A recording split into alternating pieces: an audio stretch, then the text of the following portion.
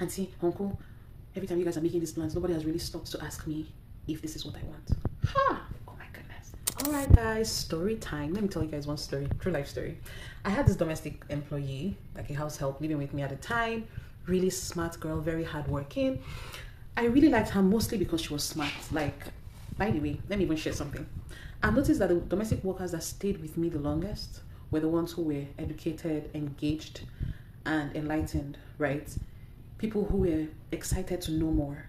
So it took me a while to realize that when I'm employing, I had to employ beyond employing for skill. I had to ask myself if this person was fitting into the culture of my home and into my value system. And I noticed that something that was very big for me was that you had to be smart, you had to be able to read and write. We had to converse at a certain level, otherwise, to be honest, you will not last long. So this was like my spec, literally, this girl, amazing girl.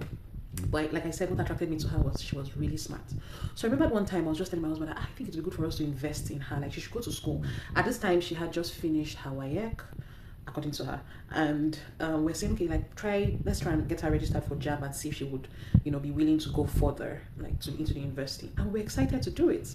I just felt like she had potentials, and I felt like it would be a waste of her potentials for her to just work with us and not go to school. So I called this girl and I broached the subject with her, and she's just not excited. I mean, she's not expressly saying I don't want to go to school, but you can see that, like, the sense I got was like passive resistance. I had to clarify. I was like, yeah, there's no financial implication for you. We'll handle the financial aspect. I was just letting you know that this is on the table. Not excited. So I bring up the topic with her parents. They are so excited. It's like, oh my God, thank you. Yes, sister, auntie, God bless you. Sister, we are grateful. So of course, my husband and I swing into action, full gear. We're planning. The idea was to get her a home tutor to assist with getting her ready for JAM. When we start to look for universities, just having those conversations, and then once in a while I'll give her updates. Same thing. No excitement, passive resistance, not expressly saying I don't want to go to school. However, one day after morning devotion, I'm giving her updates, I'm telling her what she needs to do. You need to take your passport. And then she just blurts out, auntie, uncle, every time you guys are making these plans, nobody has really stopped to ask me if this is what I want. Ha! Oh my goodness.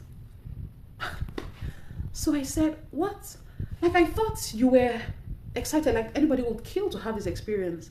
In my head, I'm already thinking, how ungrateful. What does that even mean? This is what everybody will kill for. And she's just going on and on about how that's not what she wants to do. She wants to focus on getting, she wants to learn tailoring, fashion designing. And I was, trying really hard to let her know you can still do that during the holidays. Prioritize school. School will expose you to the world. You would be liberated. You help your family. Not interested. Long story made short, auntie was not buying it. And I just felt so offended. I remember someone even sharing with me at that time and saying, it's not what you force someone to do. And that particular experience taught me many lessons. Number one, when you're dealing with your domestic staff, stick to the script, stick to the scope of your relationship. When this girl walked into our life, she was just supposed to come and help me with the house, cleaning and all. I was the one changing the scope, and I was feeling offended that she wasn't buying into these new changes. Oftentimes, some of the challenges we have with our staff are things that look like this. And in my head, I felt justified. I kept saying she's so ungrateful. How dare she?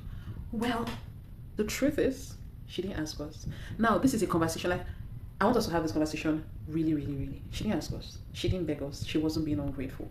And as hard as it was for me to live with that reality, that was the truth. She wasn't ungrateful. She just was not ready. As beautiful as my plans were, the second lesson that experience taught me, I had to learn to respect their choices. As employers, sometimes we do things in a way that take away the autonomy of our staff, and it shouldn't be. Even with a beautiful plan like that, I needed to get her buy-in expressly. Even if I was suggesting it, I needed to make sure that I wasn't doing it in a way that I was doing it without her. Because I spoke with her parents and they seemed excited about it does not necessarily mean I needed to speak, take charge of the situation like the girl did not have a say. That experience taught me. As long as there was nothing school on the table, our relationship was fantastic. And every time I brought up school, I noticed that it caused a lot of friction in our relationship. Learning curves, I would say, right? But that thing taught me a lesson. So I'm just curious, what's one thing that's, maybe one weird thing that has continued to cause friction in your relationship with your staff? I'm just curious, share with me in the comment section below. But let me finish my story while you're sharing. Auntie would later leave my house after like 2 or 3 years and then reach out to me many years after to say, oh, I've gotten admission. Okay. Then she starts to say, hey, auntie, I know you wanted to support me that time. Please, can you support me now? The answer is no. Was I trying to be vindictive? No. At the time she was asking, we already had another domestic worker who we were investing in. So I just didn't have that financial capacity anymore to support her like I would have if she was in my house. Should I have brought it up that time? I will still do it. Was she ready for it? No. Can I support her now like I would have supported her when she was in my house? No. Will I do it again? Yes. What will I do differently? I will get her buy-in. I will even make any steps until she expressly says, this thing you're doing for me, I want it. I'm grateful. I think it's something I want to be a part of. We would not do it that way anymore. Hopefully she's doing well. I hope she's in school and all of that.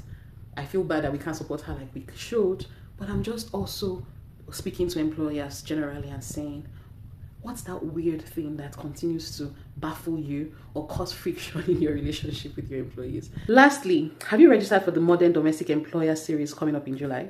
Come and glean real life wisdom from women who have walked this path and are willing to share amazing real life practical tips.